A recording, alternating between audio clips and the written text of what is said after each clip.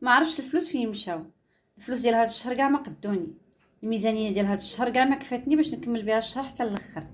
باش ما تبقيش تقولي هاد الجمل من هنا لقدام، اجي نوريك الطريقه ديالي كيفاش كنتعامل انايا مع الميزانيه العامه ديال الدار ومع الميزانيه ديال المطبخ. اول حاجه كيف ما كتشوفي هنايا عندي اجنده وعندي دفتر. هاد لاجنده هادي كندير فيها تقسيم ديال المصاريف كلها، سواء المصاريف الثابته او المصاريف المتغيره. وما تنسيش في هذه الميزانيه انك ضروري في الاول تحيدي على الاقل 10% ديال الادخار، ضروري ومؤكد. من بعد كندوزو الميزانيه ديال المطبخ.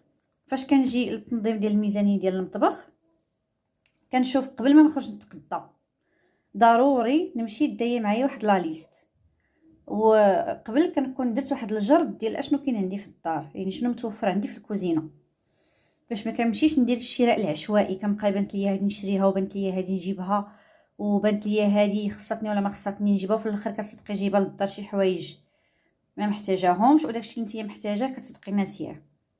لهذا كنشوف اول حاجه اشنو عندي في الدار، وبناء عليه كندير اللائحه ديال تقضيه جديده. وطبعا كنكون دايره واحد الاستيماسيون ديال مثلا ما غاديش نفوت 500 درهم ولا ما غنفوتش 700 درهم، ولا على حساب كل وحده والميزانيه اللي عندها في الدار.